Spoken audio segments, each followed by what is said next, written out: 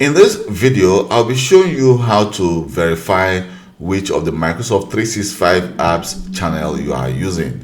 For example, are you using the current channel, the monthly enterprise channel, or the semi-annual enterprise channel? So which among these three you are using? So here we have, for example, OneNote. You can always do this in your Word, Outlook, or Excel.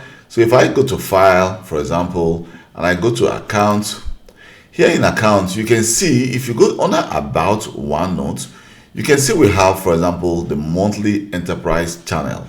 So it is actually here you can actually verify which channel you are using. And also, you can also see the version of Office we are also using. For example, I can click About OneNote, and now you can see that I'm actually using a 64-bit version.